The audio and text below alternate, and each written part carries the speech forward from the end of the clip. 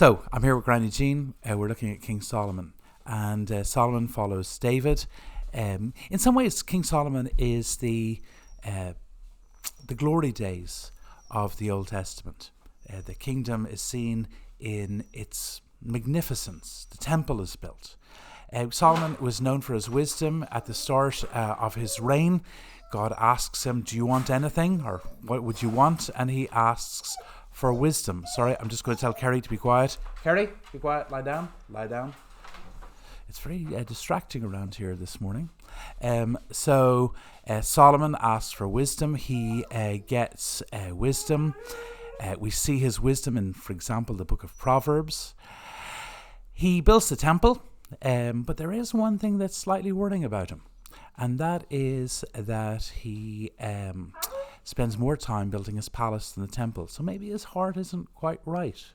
And he has his foreign wives. Now, there's nothing in the Bible against interracial marriage. In fact, Moses married a woman from Cush, which was Ethiopia, and Moses' sister and brother complained about it, and they were judged for saying something that was wrong.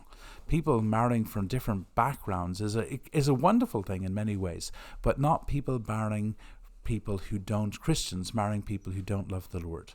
So the ideal is for a couple who love the Lord, and Christians are to marry people who share their love for the Lord. And he wasn't interested in that. He had many wives. We remember that he had, 700 wives and 300 concubines? So there's problems here. God is faithful in some ways, in every way, even though Solomon is not. I think that's one of the stories we read here. Solomon has wisdom. The promises see their fullness. Let me just read a section from there if I can. I would pop it up.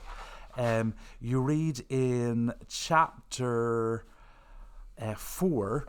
Listen to this and think about P&B, people, place, and blessing.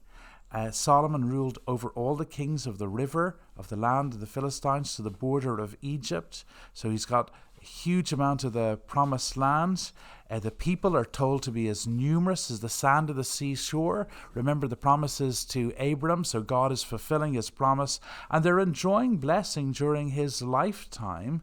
The phrase that's used in chapter 4, verse 25, is that in Solomon's lifetime, Judah and Israel, that was God's people of the time, from Dan to Beersheba, lived safely, each man under his own fig tree.